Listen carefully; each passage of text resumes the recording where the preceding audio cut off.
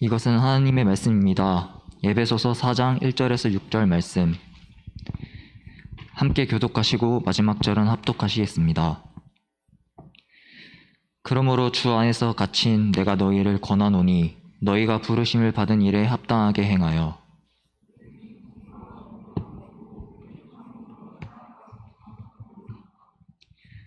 평안에 매는 줄로 성령이 하나 되게 하신 것을 힘써 지키라.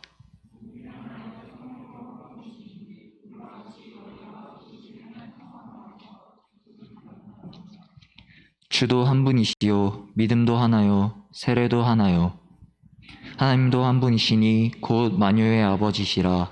만유 위에 계시고 만유를 통일하시고 만유 가운데 계시도다.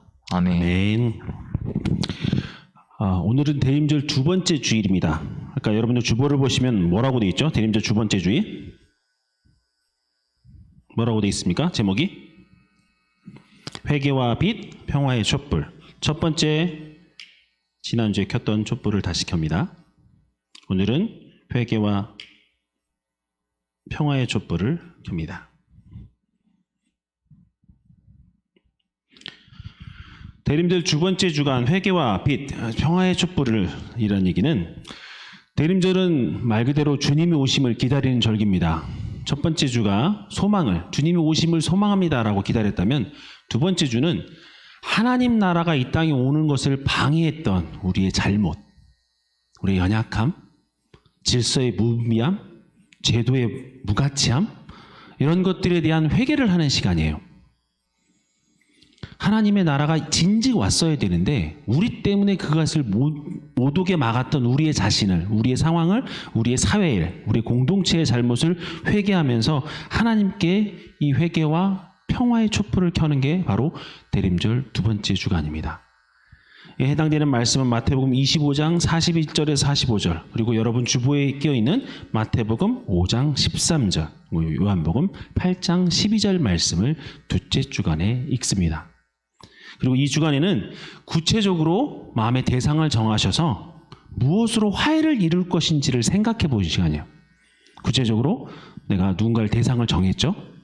나 때문에 또는 나라 잘못에 의해서 누군가 상처를 받거나 문제가 있는 그런 대상이 있다면 내가 스스로 도백하고 생각해서 그 영혼에게, 그 삶에게 어떻게 봉사하고 섬기고 화해를 이룰지를 생각해 보면서 이루어가는 시간이에요.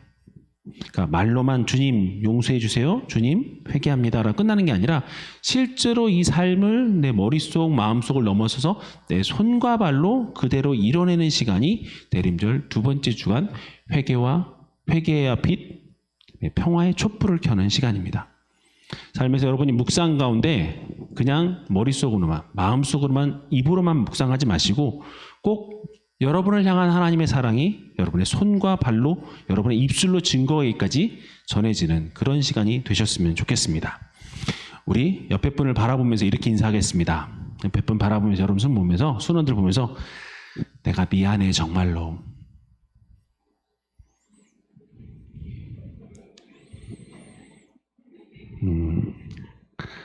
한 번 더 인사할까요? 내가 더 사랑하고 잘할게.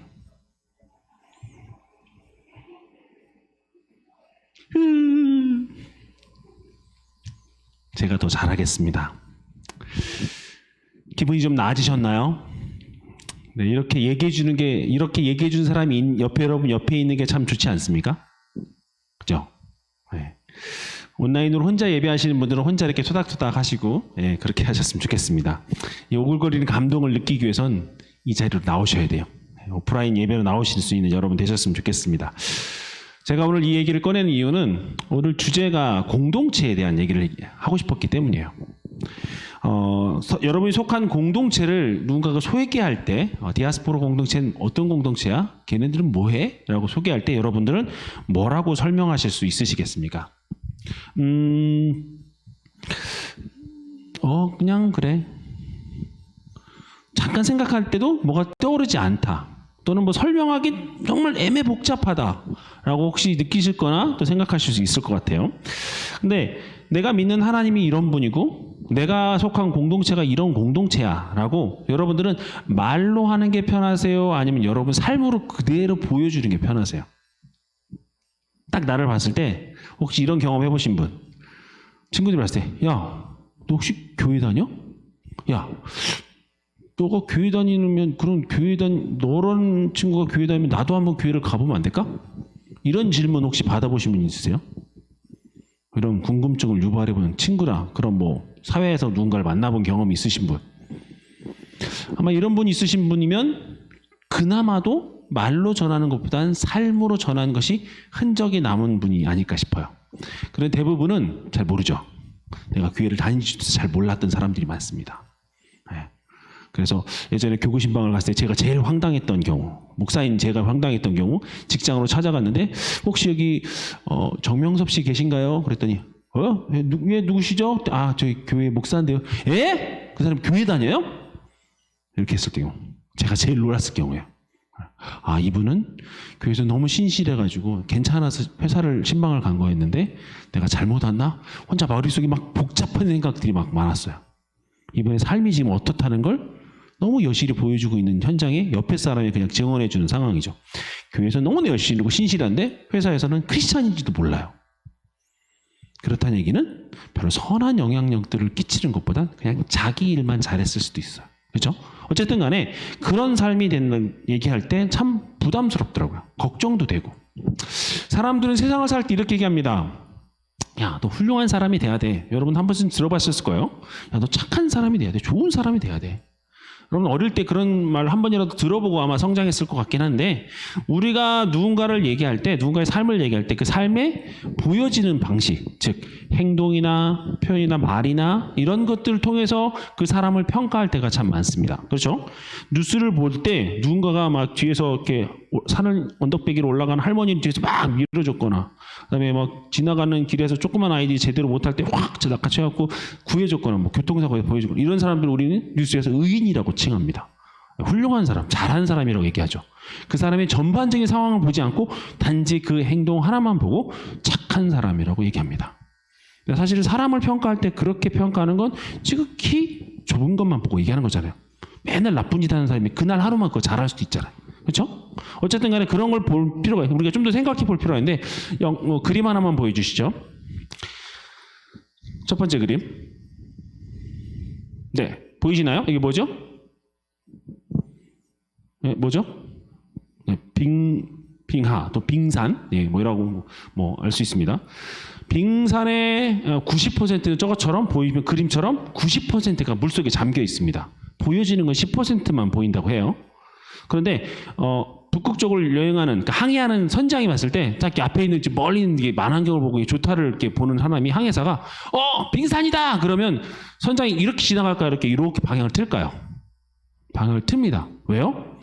보여지는 빙산보다 그 밑에 있는 게 너무 크니까 혹시라도 배 밑바닥을 긁을 수 있는 상황이 생겨서 빙하는 무조건 피해가는 거예요. 그게 현명한 선장이에요. 그걸 잘 못한 선장이 누굽니까? 그래서 배를 침몰시킨 사람이 제일 유명한 타이타닉이죠. 타이타닉호가 빙하를, 배를 튼튼하게 만들어서 우린 저거 뚫을 수 있어. 팡팡팡 뚫다가 꼬르락 꼬꾸라져 버린 거잖아요. 예, 그런 상황이에요. 그러니까 빙하를 잘못 이해했을 때는 거죠. 무슨 얘기입니까? 빙하는 보여지는 것보다 보이지 않는 것들이 더 많고 그것이 훨씬 위험하다는 걸 아는 사람은 아는 거죠. 그죠? 사람도 마찬가지입니다. 사람도 여러분들 볼 때, 야, 너 누군가가 여러분 볼 때, 야, 명섭이는 쟤 저렇지 않아? 소리는 쟤 그런 애 아니야? 라고 얘기할 때 그게 공감이 될 때도 있지만, 제가 그런가? 난 그런 사람 아닌 것 같은데 라고 생각할 때 있지 않나요? 왜요? 그 사람이 나를 바라볼 땐 그 모습만 봤으니까. 나를 바라보는 10%의 부분만 보고 그 사람 그렇게 평가했던 모습이 어떨 땐 공감될 때도 있지만 어떨 땐 아닐 때도 있거든요. 그러다 보니 누군가가 누군가를 평가할 때 참 이게 섣부른 평가가 될 수 있다는 것과 함께, 어떻게 하면 세상에서 내가 좋은 사람을 보일까? 10%만 보인다고 할 때 어떻게 하면 세상에서 좋은 사람을 보일까라고 생각하는 것들이 많아지는 거죠. 좀 돌려서 얘기하면 교회 공동체도 어떻게 하면 좋은 공동체가 될 수 있을까를 생각해 봐야 한다는 얘기죠. 왜요? 왼쪽에 보시면 아시겠지만 행함을 통해서 10% 행함만 가지고 교회는 보여지거든요. 교회에 들어오지 않은 사람들이, 저 밖에 있는 세상 사람들이 교회를 평가할 때 교회에 보여지는 모습만 갖고 평가하니까. 그죠? 우리가 잘못 행한 것 가지고 뉴스에 나오지만, 우리가 여러분 뭐 옆에서 뭐 불이웃을 돕고 헌신자들 뭐 아픈 사람들 도와주고 이런 것들은 한 번도 뉴스에 나온 적이 없어요. 그런 걸 칭찬하는 사람도 본 적이 없고. 어쨌든 간에 그렇게 그렇게 일면만 보여지는 인식으로 사람들은 생각한다면, 그렇다면 이걸 생각해 보면 좋겠대요. 대체 그 사람의 행동의 기준은 뭘까? 자, 그림의 오른쪽을 좀 봐주세요. 화살표. 자, 행함의 기준은 그 사람이 어떤 가치를 가지고 있고 어떤 신념을 가지고 있느냐에 따라 결정돼요. 그것은 어떤 인식을 가지고, 그리고 가장 중요한 어떤 세계관을 가지고 살아가느냐에 따라서 결국은 그 사람의 행동 양식이 결정된다는 얘기입니다. 무슨 얘기예요? 세상을 어떻게 바라보고 있느냐가 세계관이잖아요. 하나님의 생각으로, 하나님의 관점으로 세상을 보는 것인지, 아니면 자기 성공과 욕망의 중심 세계로 세상을 보고 무조건 성공만을 위한, 다른 사람 다 필요 없어, 나만 성공하면 돼 라는 생각으로 보고 있는지에 따라서 그 사람이 세계관이 결정되고, 그 세계관이 결정됐다는 것에 따라 가치와 신념들이 결정되면서 행동 양식도 그렇게 나타난다는 얘기죠. 그렇다는 얘기는 사람도 결국은 그 사람이 가지고 있는 세계관이 그 사람의 행동을 결정하는 것과 마찬가지로, 좋은 공동체를 이룬다는 것도 결국은 뭐예요? 그 좋은 세계관을 가지고 있고 좋은 가치와 신념들을 만들어 나갈 때 공동체의 선함이 밖으로 드러날 수 있다는 얘기입니다. 즉, 다른 차원에서 중요한 존재, 선한 존재, 양심적 존재로 살아간다는 것은 기본적으로 그 안에 있는 공동체의 내면의 세계관의 변화, 인식의 변화, 신념과 가치의 변화가 이루어져야만 그것들이 가능하다는 얘기입니다. 자, 그렇다면 사람의 그 존재의 변화를 이끌어내는 건 두 가지예요. 사람의 존재가 이렇게 변화될 수 있는 걸 이끌어내는 건 두 가지인데, 첫 번째가 바로 공동체고요. 두 번째가 바로 내러티브입니다. 여러분 세상에 살아가면서 여러분 나 개인이 지금까지 쭉 혼자 살아와서 나를 만들었다, 그렇게 주장하실 수 있는 분 계세요? 아마 없으실 겁니다. 나라는 한 사람이 만들어지기 위해서, 나라는 지금 한 존재가 이렇게 되어지기까지는 내가 살아오면서 많은 생각과 많은 신념들, 많은 가치들을 생각했지만 이게 다 나 혼자 만들어진 게 아니었어요. 학교에서 배웠다고 다 만들어진 것도 아닙니다. 그러면 세관고 출신들은 다 세관고 생각만 하고 충북고 출신들은 다 충북고 생각만 해야 되잖아요. 그죠? 근데 전혀 그렇지 않거든요. 학교에서 만들어지는 게 아니에요. 그 사람이 어떤 인생을 살아왔느냐에 따라, 그 어떤 집단과 어떤 공동체에 소속해 되느냐에 따라 어떤 그런 영향들이 많아지고 달라진다는 얘기입니다. 아프리카 속담 중에 이런 속담이 있습니다. 한 아이를 키우기 위해서는 마을 하나가 필요하다. 이걸 처음에 이걸 들었을 땐, 아기가 키워지는 게 정말 많이 필요하구나. 정말 육아에 엄청나게 힘듦에 대한 얘기를 해서, 혼자 못 키우는, 내가 애를 낳아서 혼자 키우는 게 아니라 여러 명이 공동으로 같이 키워야 되는 그런 게 어느 정도 돼야 된다는구나 라는 생각을 했어요. 그런데 이런 가치에 대한 개념으로, 세계관에 대한 개념으로 그 속담을 풀어보면요, 이런 거예요. 그 마을에는 할머니, 할아버지도 있고 옆집 삼촌도 있고 고모도 있고 이모도 있습니다. 지나가는 행인도 있고 전혀 나랑 상관없는 또 다른 공동체원들도 있어요.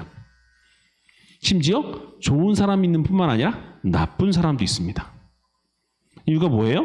그 아이가 자라면서 공동체 안에서 이런 게 삶이구나, 이런 게 좋은 거구나, 이렇게 하면 축복받는구나라는 걸 다양한 세계관을 보는 거예요. 그 공동체 안에. 그러면서 그 아이는 물론 양육받고 뭐 이렇게 영향을 받는 것도 중요하지만 보고 있는 것들이 다양화되는 것이 그 아이를 만들어 간다는 얘기입니다. 그래서 공동체, 즉 마을이 필요한 거예요. 이런 거면 나쁜 거구나. 그러니까 왜냐면 좋은 것만 보고 자랄 수는 없거든요. 나쁜 걸 보면서 이건 경원해야 되겠구나, 내가 멀리 해야 되겠구나라는 걸 알아야 된다는 것을, 그 존재를 배우고 그 존재가 형성되는 건 그 마을 공동체가 필요한 이유인 것입니다. 그런데 이 공동체는 뭘로 형성되는 줄 아세요? 이 공동체 형성대의 핵심은 바로 내러티브예요. 내러티브 좀 어려운 말이죠. 이렇게 쉽게 설명을 해볼게요. 윤진아, 너 대한민국 국민 맞지? 근데 네가 어디 밖에 나가서 너 대한민국 국민인 거 어떻게 증명할래? 주민등록증 까보이고 여권 까보이면 대한민국 국민인가? 그럼 히딩크 아저씨도 대한민국 국민이에요? 요즘 귀화하는 사람들 요즘 막 외국 이름 그대로 막 나와서 막 나오는데 특이한 성들로 한글 성으로 해갖고 나오잖아요. 그 사람도 대한민국 국민일까요? 우리가 말하는 내러티브, 나의 내러티브, 마이 내러티브 할 때 그 대한민국 사람이라는 건요, 외모가 대한민국 사람입니다. 한국말도 대한민국, 한국어를 씁니다. 그런데 그것만 되는 게 아니라 한국의 정서, 문화, 전통, 한국의 내러티브, 한국인만 느끼는 내러티브에 익숙하지 않으면 대한민국 사람이라고 말할 수 없어요.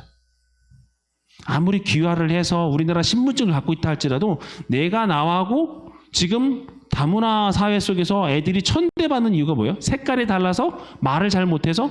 그게 아니라 나랑 같은 정서가 아니거든. 정서가 나랑 안 맞아. 우선 한국 사람은 뭐 해야 돼요? 일본을 좀 싫어할 줄 알아야 돼. 그죠? 뭐 이상하게 뭐 물론 다 그런 건 아니지만 약간 그런 느낌이 있어요. 그런 약간 공유하는 느낌 있잖아요. 그죠?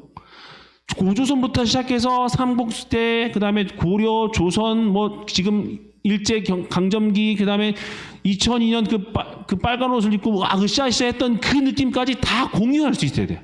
한국 사람이라면. 그럴 때 너도 한국인이고 나도 한국인이구나. 그래야 밖에 나가서 저 외국에 나가서 한국인을 만났을 때 우리 한국인이라는 공감이 있는 거지, 누가 여권 까갖고 한국인이라고 얘기했을 때 서로 공감 갖고 그렇지 않습니다. 그걸 내러티브라고 얘기해요. 그렇다는 얘기는 공동체가 형성된다는 얘기는 이 사람 각각의 이야기가 공동체를 만들어간다는 얘기예요. 이 이야기를 통해서 결국 공동체가 꾸려진다는 얘기죠. 교회 공동체를 얘기할 때도 사실은 마찬가지입니다.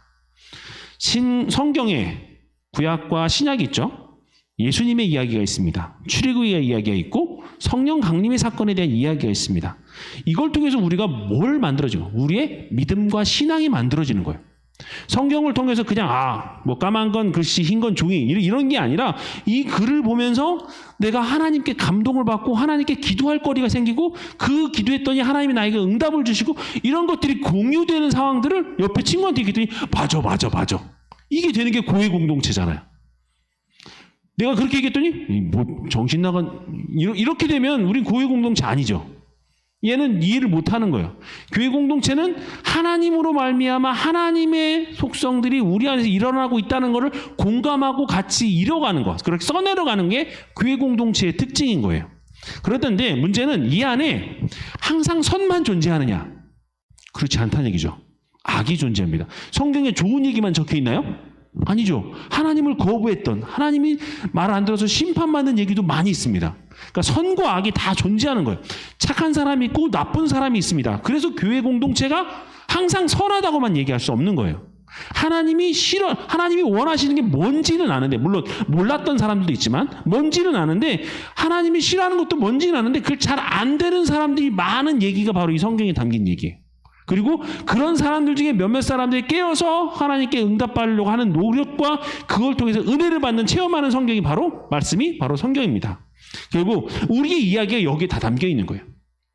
우리 공동체 이야기가 다 여기 담겨 있는 겁니다. 그래서 이 이야기를 중심으로 공동체가 형성되고 그 공동체 안에 내가 속할 때 나의 정체성, 즉 하나님의 사람과 하나님의 인격이 가진 그런 존재로 살아갈 수 있게 되는 것이죠. 이 얘기를 잘한 분이 계십니다. 두 번째 글을 보여주시죠. 바로 미국의 스탠리 하우어스라는 신학자입니다. 왼쪽에 보면 하나님의 나그네 백성, 그다음에 한나의 아이, 교회됨 이런 책이 우리나라에 많이 출판됐는데요. 이분이 9.11 테러 아시죠, 여러분? 9.11 테러 나기 하루 전날 9월 10일 날 뉴욕타임즈에서 세상에서 가장 뛰어난 신학자, 즉 세기의 신학자로 극찬받았던 사람이 바로 이 스탠리 하우어스라는 분입니다. 책을 읽어보시면, 이분 책을 쭉 읽어보시면 이분이 말하는 이야기가 내러티브라는 게 뭔지, 공동체가 뭔지에 대한 얘기를 얘기해요. 근데 이분이 주장하는 게 딱 한 가지예요. 뭐냐면 교회가 교회다울 때 교회일 수 있다. 쉬운 말이지만 참 어려운 말이에요. 교회가 교회다울 때 교회답게 생각하고 사고하고 행동할 때 교회일 수 있다라는 얘기예요. 건물만 지어진 게 교회가 아니라 교회다움을 실행할 수 있어야 교회라는 얘기죠.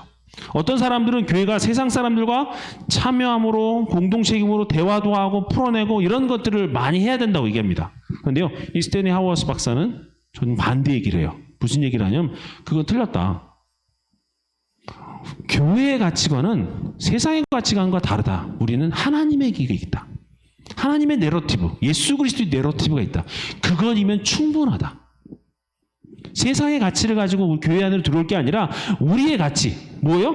예수 그리스도의 가치. 하나님이 원하시는 그 가치가 이미 우리 안에 충만하기 때문에 다른 것들을 같이 공유하고 소유할 필요가 없다라는 얘기를 스탠리 하워스 박사는 하고 있는 겁니다. 마치 이런 겁니다. 여러분이 어릴 적에 위인전을 봐요. 위순신, 또 세종대왕, 또 그리고 카네기, 이런 위인전들을 보면서 난 이런 사람이 돼야 되겠다. 난 이런 모습으로 살아야 되겠다. 난 이게 참 좋다. 그 이야기가 나한테 영향을 미친 거잖아요. 그래서 이렇게 살아보려고 노력하는 거잖아요. 그런 것처럼 좋은 존재를 만날 때, 더 좋은 존재를 만나고 더 큰 존재를 만날 때, 그리고 더 건강한 공동체를 만날 때 세상은 자연스럽게 물들어간다라고 얘기하는 게 이 하워스 박사의 얘기입니다. 지금 무슨 얘기냐면 바로 모델을 통해서, 모델이 모범을 보임을 통해서 세상을 바꿔나가는 법을 배운다라고 하는 것이죠. 즉 교회 또한 하나의 성품 공동체이기 때문에 가능하다는 얘기예요. 교회가 형성되어 있는 것이 딱딱한 구조가 아니라 유기적인 조직이라는 얘기를 하고 있는 것이죠. 교회는 세상에 가르쳐줄 수 없는 덕을 가르쳐주고 세상에서 배울 수 없는 좋은 삶에 대한, 선한 삶에 대한 것들을 교회를 통해서 배워갑니다. 그러니 그 성품을 가진 공동체를 만들어 갈 때 그 성품을 통해서 우리가 더 선한 공동체로 거듭난다는 얘기죠. 근데 우리가 교회에서 얘기하는 성품은 무슨 성품이에요? 교회에서 말하는 성품의 공동체 할 때 성품은 누구의 성품입니까? 바로 예수 그리스도의 성품이죠. 그죠? 우리가 배울 수 있는 성품은 딱 한 가지밖에 없습니다. 세상 사람들 다양한 걸 얘기할지라도 우리는 딱 한 가지밖에 없어요. 우리는 예수 그리스도를 닮아가면 돼요. 예수 그리스도 성품을 우리의 삶을 살아내면 되는 겁니다. 우리의 가치는 그것으로 충분해요. 우리가 도리어 그걸 못 가져서 못 미쳐서 지금 힘든 거지 우리는 그것만으로도 충분합니다. 마치 예수님께서 제자들을 3년 동안 데리고 다니시면서 이웃사랑을 어떻게 해야 되는지, 하나님 나라를 어떻게 살아야 되는지에 대해서 또 말씀을 어떻게 가르치고 이해해야 되는지, 또 제자 공동체 안에서 가르침을 주었던 것처럼 교회 안에서 그런 배움이 일어나야 한다는 거예요. 그게 이 박사님의 얘기예요. 모델을 통해서, 좋은 스승을 통해서, 좋은 공동체와 전통을 통해서 배우는 것이 바로 그런 존재의 변화, 성품의 변화가 있다라고 얘기하는 것입니다. 그런데요, 이 박사님이 지금 스탠리 하워 박사님이 이 얘기를 한 이유가 있어요.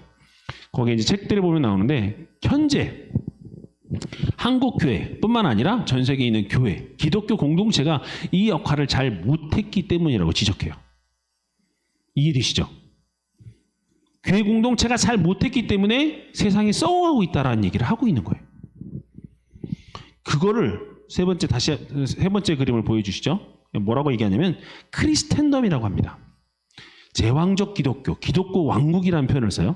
크라이스트라는 것과 킹덤이라는 것의 합성어죠. 크리스텐덤이라고 표현합니다.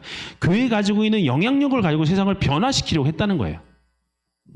무슨 말이에요? 정치에 참여하고 전쟁에 참여하고 또 어떤 방법으로 종교의 힘, 교회의 힘을 가지고 세상을 과시하려고 했던 거예요.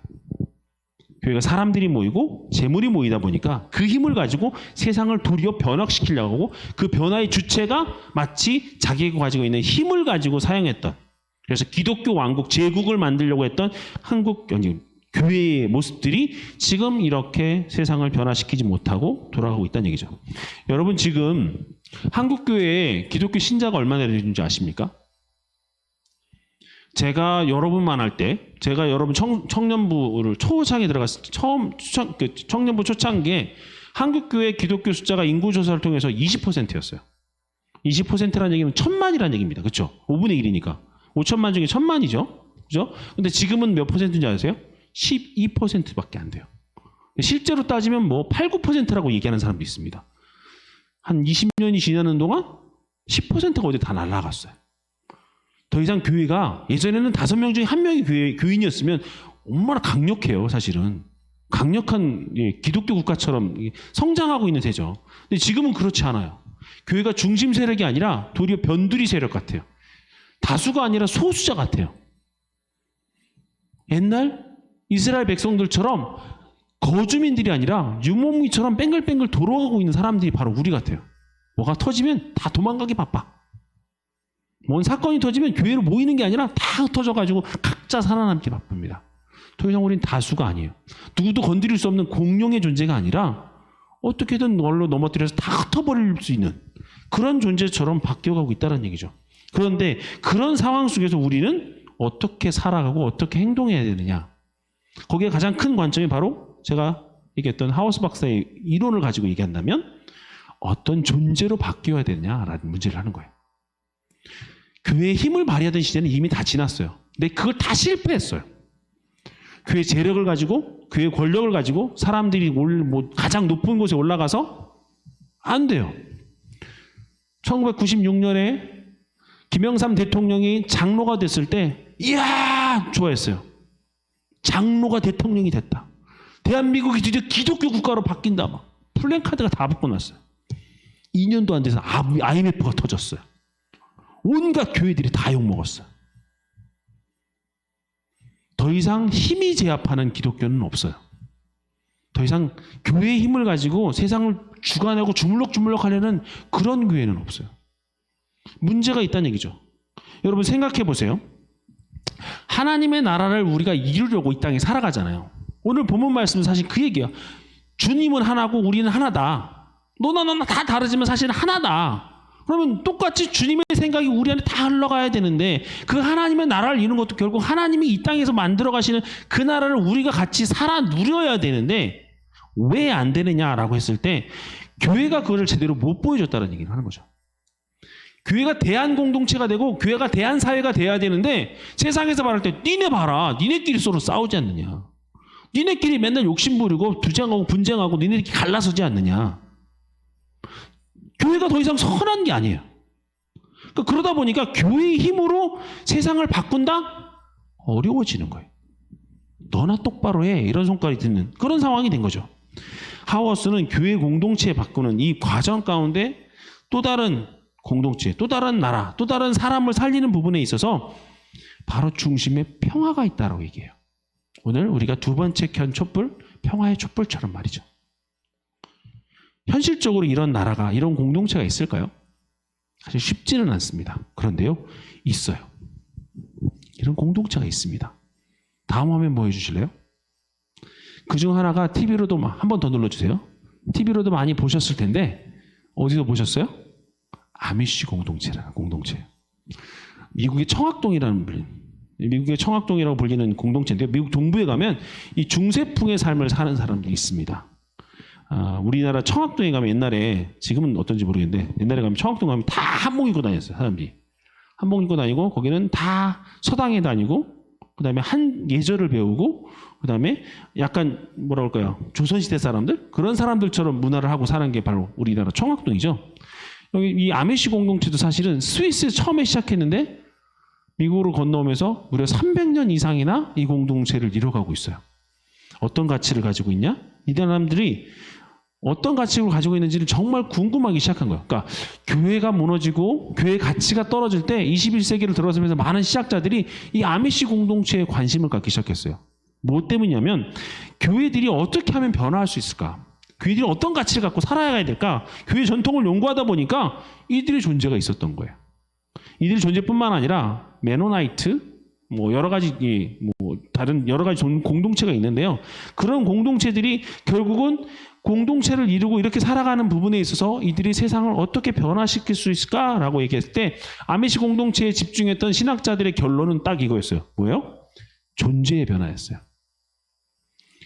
사람의 변화, 성품의 변화, 공동체의 변화는 존재의 변화로 이루어진다. 행동의 변화가 아니라 존재의 변화로 있는다. 어떤 새로운 것들을 개발하고 만들어내는 것이 이들의 목표가 아니라 믿음의 순수성을 보여주면서도 요즘에도 그렇게 살아가는 사람들이 있다고. 내가 그런 신념과 가치를 가지고 살아간다라고 얘기하는 그런 사람들입니다. 아까 첫 번째 그림에 왼쪽에 봤던 첫 번째 그림 보여주실래요? 왼쪽에 봤던 빙산 옆에 있었던 doing이냐 being이냐의 문제였어요. doing은 행함이죠. 그 행함은 내 안에 있는 being의 어떤 존재이냐에 따라서 빙의 존재가, 두잉의 문제가 해결이 되는 거예요. 내가 어떤 존재로 살아가느냐, 그 존재의 가치를 알 때 내 행함이 결정된다고요. 이 아미시 공동체 그리고 메노나이트 사람들이 우리나라에도 영향을 미쳤던 거 아세요? 이 사람들이요, 한국 전쟁 발발 당시에 우리나라에 왔어요. 그리고 70년대까지 있다가 떠났어요. 처음에 왔던 공동체는 충남 홍성을 찾았습니다. 우리랑 얼마 안 멀죠? 그죠? 홍성을 찾아와서 학교를 세웠습니다. 그리고 아이들을 가르치기 시작했어요. 전쟁이 터졌을 때 그들도 참전했어요. 뭐 했는지 알아요? No war. 전쟁 반대. No guns. 총 쓰지 말라. 그들은 그거 갖고 시위했어요. 거기서. 전쟁이 막 터지고 있는 현장에서. 전혀 우리나라 사람들이 아니잖아요. 우리나라 공동체 전혀 관계도 없어. 근데 그 사람들이 우리나라까지 와서 전쟁 반대 피켓을 들고 만들어서 소리 지르고 있었어요. 그리고 한쪽에서는 아이들을, 평화의 공동체의 아이들을 길러내기 시작했어요. 2000년대 이쪽에서 길러졌던 아이가 미국 메노나이트의 첫 한국인 목사가 됐어요. 2001년도에. 한국인 또 다른 세대 평화의 촛불을 킨 평화재단의 이사장으로 있는 최증삼 목사님이라는 분이 계신데 그분이 최선된 거예요. 어쨌든 간에 이들이 그렇게 자신의 전 존재를 걸고 공동체의 운명을 걸고 사회를 향해서 메시지를 던졌던 것, 그들이 갖고 있었던 건 바로 이 공동체주의에 대한 것이었어요. 여러 가지 주장과 실천들이 있지만 이들이 가지고 있었던 대표적인 게 다음 그림 보여주시죠. 회복적 정의 운동이라고 하는 거예요. 이 정의, 여러분 좀 어려운 말일 수도 있는데 회복적 정의 운동. 여러분 생각해 보세요. 얼마 있으면 조두순이 출두합니다. 요즘 인터넷 뉴스에 막 뜨는데 그 어린아이 성폭행을 했던 조두순이 출두를 해요. 그 조두순 출두 때문에 막 안양시가 막 이렇게 들고 일어나고 있습니다. 생각해 보세요. 그 사람이 자기의 형량을 받아서 교도소에서 자기 형량의 값어치를 치릅니다. 그러면 선한 사람이 됐을까요? 내가 옆에 사람을 막 때렸어요. 둘이 싸우고 막 때렸어. 내가 가해자고 이 사람이 피해자가 됐어. 근데 내가 벌금을 내고 합의금을 내고 그런다고 해서 우리 두 사람의 관계가 회복됐어요? 아니죠. 세상에서는 이걸 응보적 보상이라고 그래요.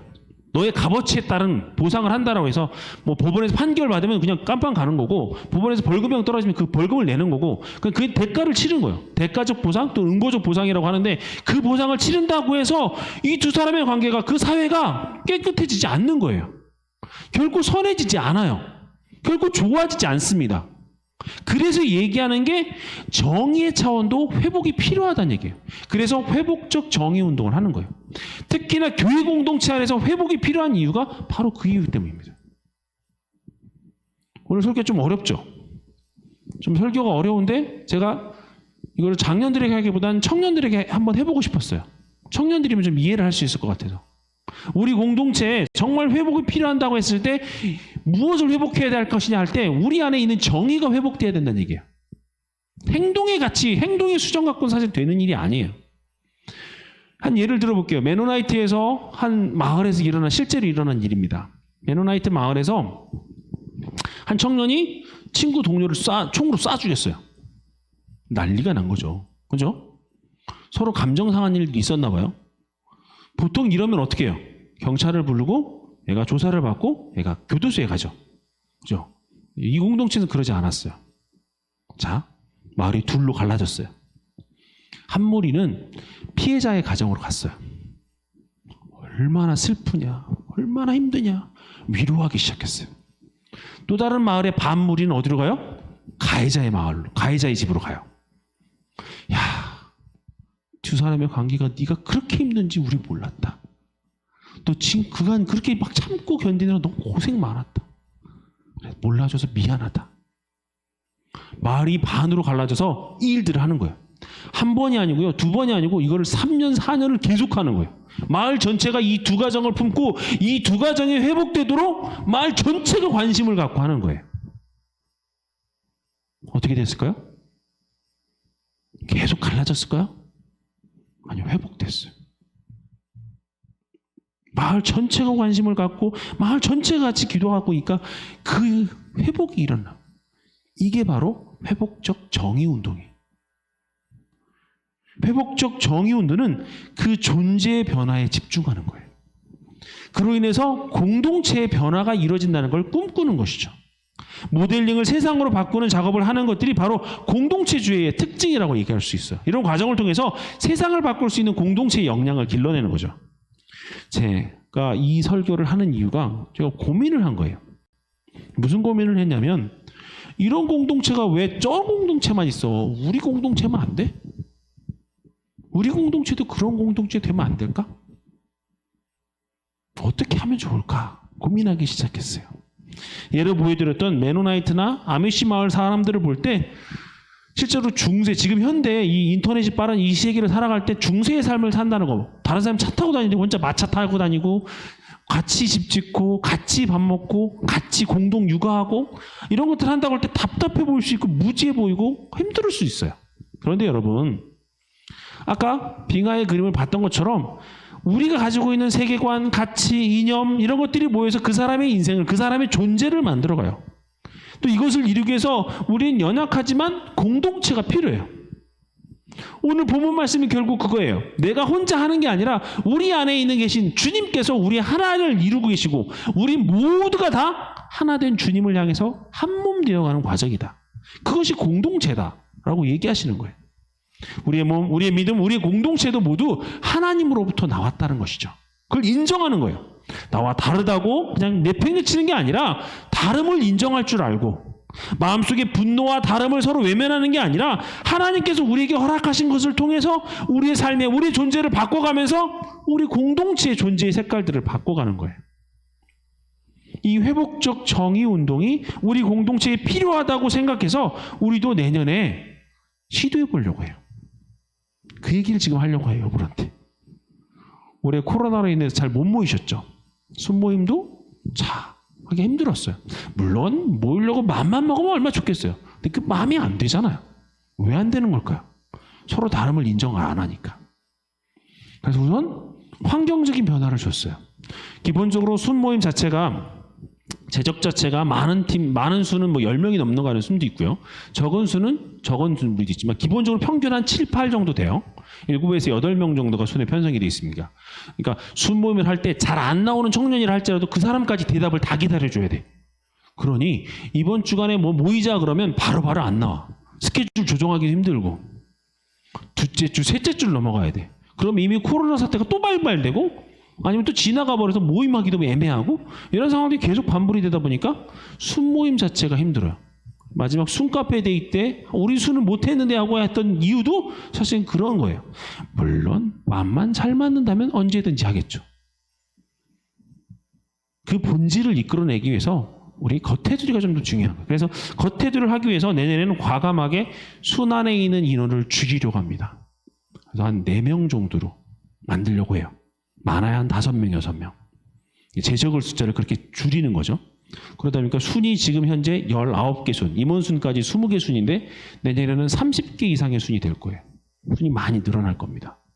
이제 인원들 숫자는 줄겠죠. 코로나가 최악의 상황 강화로 다 모든 것이 셧다운되는 상황이 아니라면 기본적으로 심지어 예배가 이렇게 오프라인 되지 않고 온라인으로 드려진다 할지라도 카페는 열고 식당은 여니까 4명, 5명 모일 수 있잖아요. 3명, 4명 모일 수 있잖아요. 언제든지.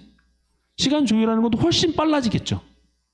그렇게 해서 자주 모일 수 있게 숫자를 줄이려고 합니다. 외형적인 변화는 그거예요.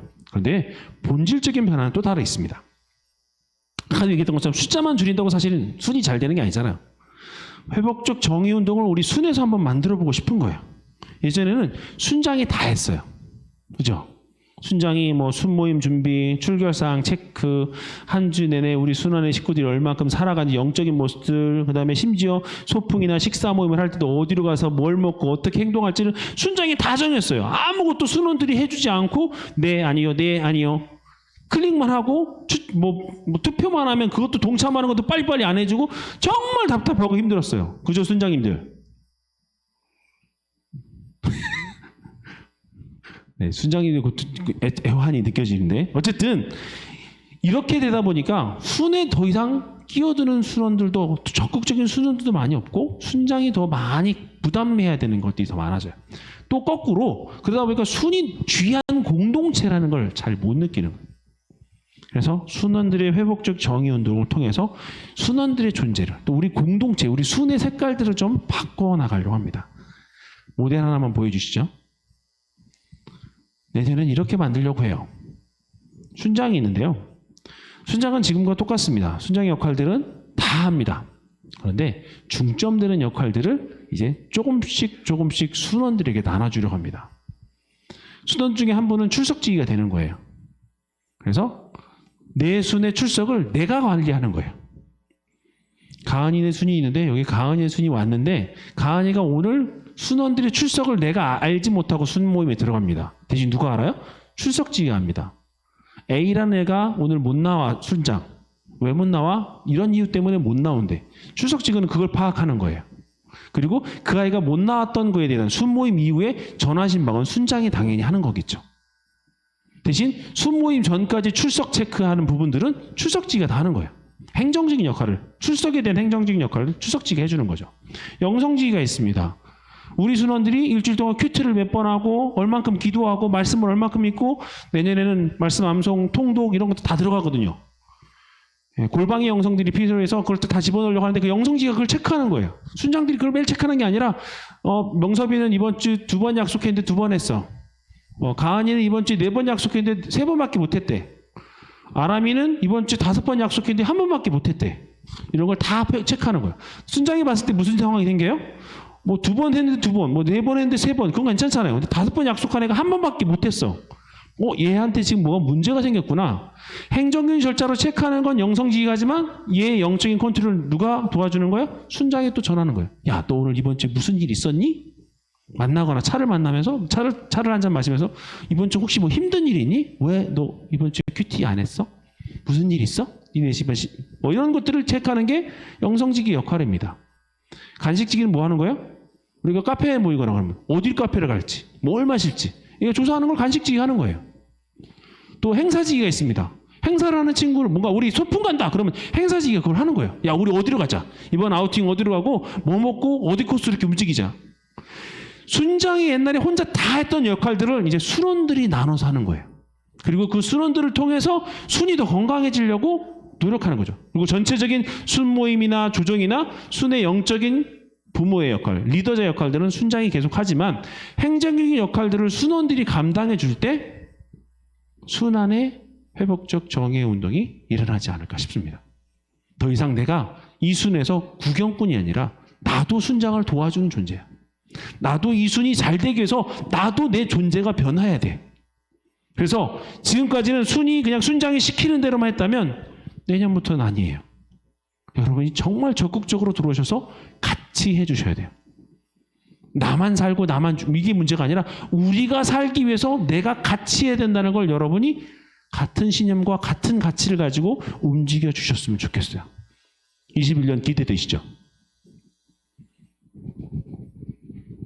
네, 여러분 마음속에 끄덕임이 느껴지고 있어요. 네. 나 혼자만의 생각은 아니겠죠? 청년부 공동체의 그런 선함으로 여러분이 더 건강해질 소망하는 마음으로 21년을 꿈꿔봤으면 좋겠어요. 사랑하는 여러분, 이제 결론 맺으려고 할 텐데요. 공동체는 결코 나라는 존재 없이는 존재할 수 없습니다. 그런데 나 또한 공동체 없이는 존재의 의미를 발견할 수 없어요.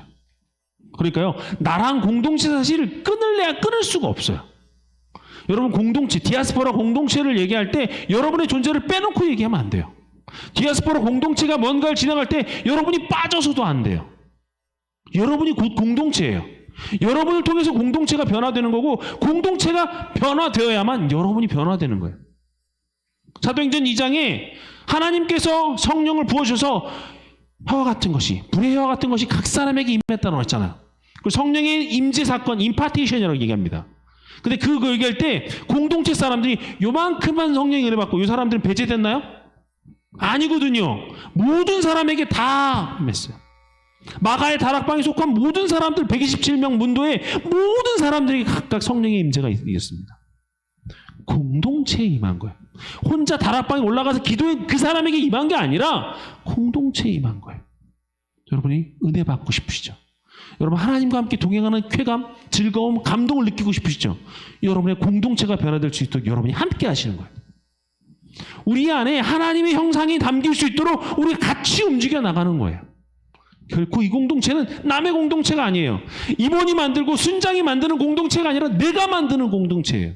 내가 하나님 앞에 얼마나 전심으로 예배하고 내가 하나님 앞에 얼마나 건강하게 서려고 할 때 우리 공동체에 하나님의 임재가 임하는 겁니다. 오늘 목사님 말씀해 보세요.